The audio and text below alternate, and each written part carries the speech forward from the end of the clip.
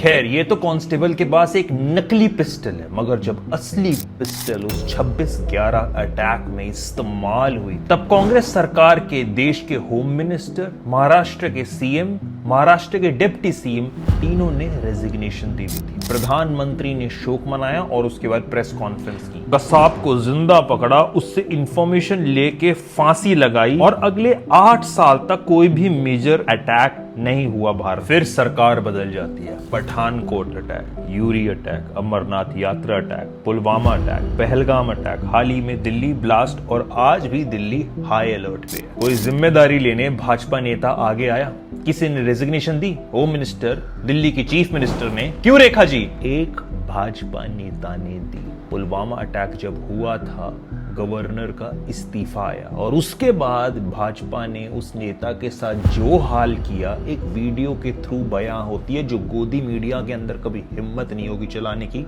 आपके सामने मैं प्रस्तुत करता हूँ। मैं उसके नजदीक था, मैं गवर्नर था वहां तक। जब पुलवामा हुआ तो मैंने छूटते ही ये कहा प्रधानमंत्री को कि ये हमारी गलती से हुआ है।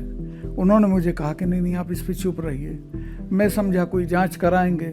कुछ देर बाद मुझे डोभाल का फ़ोन आया, उसने भी कहा सतपाल भाई चुप रहे। वो मेरे साथ क्लास फेलो थे लॉ में, तो उन्होंने कहा इस पे चुप रहिए। मैं समझा कोई आज तक उसकी कोई जांच नहीं हुई और अगले दिन से ही ये शुरू हो गए उसका बेनिफिट लेने के लिए कि वोट देने जाओ तो पुलवामा की शहादत को याद रखिए। मैंने अपोजिशन को ये कहा कि तुम इसको ये उठाइए कि भाई इस शहादत को याद रखिए। तो 5 साल हो गए, आज तक इसकी जांच नहीं हुई है। कैसे हुआ, किसकी गलती से हुआ?